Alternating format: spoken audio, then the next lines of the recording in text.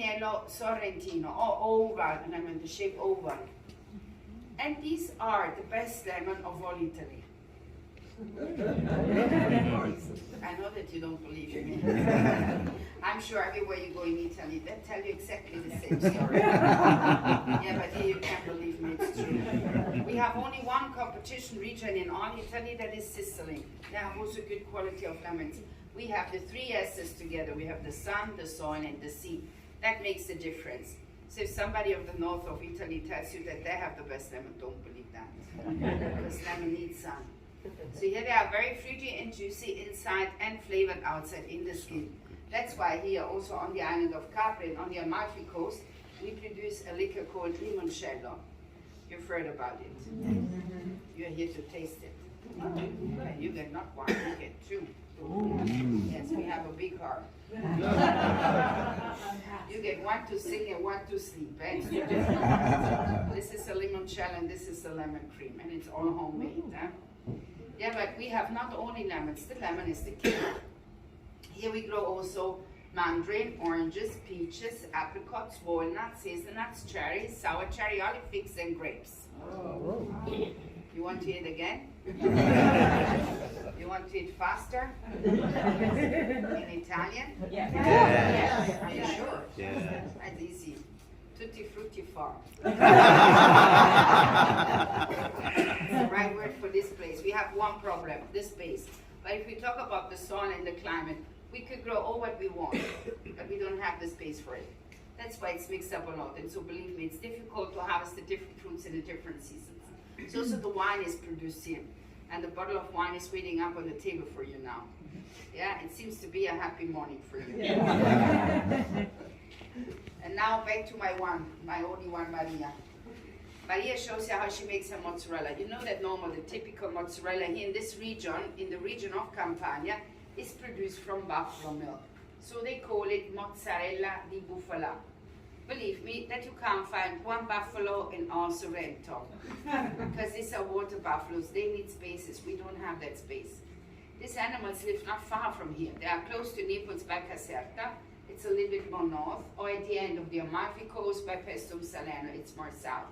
Then they have flatlands, big areas, and all the animals outside.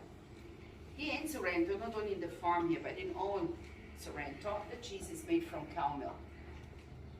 So where you arrived up, just in front, where you came in, there is a stable with 7 cows. You saw them? You smelled them? It's a farm.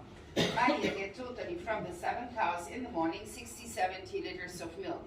The same amount also in the evening, because they get milk twice a day. She put in the milk rennet. Rennet is a starter, it's an enzyme. After 2.5 hours, the milk with the rennet, look what happens. This was liquid milk, and now it's Cheese. now it's coagulated. I love this word because it sounds professional. But you're right. It's solid, you call it true. There is a leftover liquid that is the whey. So we have the curds and we have the whey. And I call her Little Miss Buffy. So what she has to do, she separates the two parts. She drains all the liquid out and she boils the whey on the side up. When the whey boils, better to say when it doesn't overboil, on the top weighs up another type of cheese. It's a light white cream, then she have to scream off. It looks like this. Now if you love Italian food, you can tell me the name of the light cream Italian cheese. It's ricotta, bravo. If I translate to you ricotta in English, can you imagine what that means? Ricotta. It's the same word. It means recooked. Have only a different pronounce. So it means twice cooked. Eh? So it's not the name of a cheese, but it's the process. Because the whey have to be boiled up all the time, and all the time raise that cream on the top. And it's light because the fat is in the curd. We use a lot of ricotta here. We use it to fill in cannelloni, in ravioli, in lasagna, or we bake cakes. Yeah, but there's now a second reason why she had to boil it. She used it again. She put the hot whey back to the curd, so that now the curd changed to consistency. You will see in a few minutes it looks like a dough, soft and elastic. And this is naturally the old way here to show you. In the past, every farmer made it in this way, but now it's rare to find ladies like Maria in the farm who spend the time to make it. Too much time, it takes 4 or 5 hours. And it's not also rare to find it. To find the mozzarella everywhere. You find it most in a round shape like a bowl, filled in a bag with the liquid. But this is very normal. She doesn't like it and she doesn't make it. Maria have different shapes here for different uses. The one that she most made is a treccia. Treccia means braid or plait. It's a nice round braided ring. It's a shape that the people love to buy because it's nice for the presentation. You have first enjoyed to see and then you enjoy to eat. That's why she braided. And it's a word that she have learned from the mother, 3rd generation. She was 16 when she started to learn how to make the cheese, and she makes it since she was 16. Now she's 39.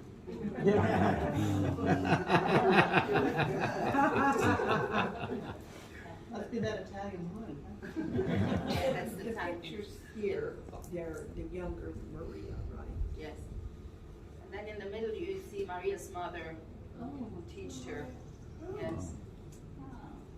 There she was 86, the mother. Wow. But she passed away 2 years ago. She was 101 years old. Wow. Making cheese. That's the secret. Yeah.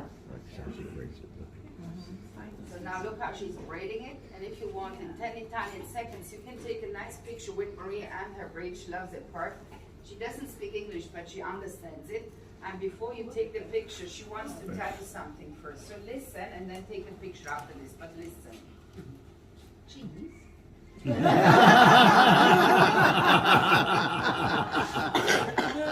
Oh, he is funny. She's cute.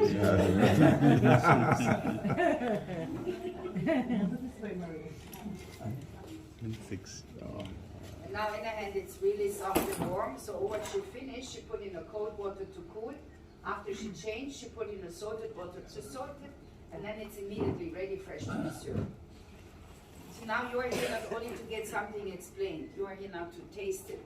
You are here now to get served the flavors of Sorrento on your table. Let's say like this. And you get, at the beginning, an olive oil tasting. Don't miss me this part because it's a flavored oil. Something very delicate. You get an olive oil flavored with a lemon, virgin olive oil. It's cold and first press oil. It's from the farm. Then you get also olive oil with an orange flavor, and then you get an olive oil with garlic, chili, and oregano. The spicy oil, yeah. We prepare this because we know that you love to dip the bread in the oil. So. This, please, you taste me before you drink the glass of wine, because after the wine you forgot everything. Okay? So then you get a nice plate with mozzarella and tomato. It's the best combination, spice with the plain olive oil.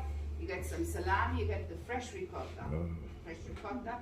On the fresh ricotta we put the honey. We have 19 beehives.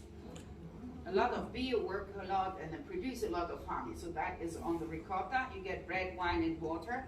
You will taste the homemade marmalade, orange and lemon marmalade. And this is the happy ending. This is to sing and this is to sleep again. And now this is all included, but if you want, Daniela, she is baking all the time inside. She has baked the cake. It's a ricotta cheesecake. Bravo! That's what I smell. This is ricotta cheesecake that after we put the lemon cream on it, I call it the happy cake. So if you want a Sounds slice like of a this happy cake, cake. it's only €3. It's an extra, so to pay here. €3, not the whole cake. If you want also espresso by the side, it's €2, cappuccino 3. So this is the extra. The rest is all included. So now we thank Maria for cheese making, her for baking. Now we can go up to the wine. It's 1 o'clock. Let's go.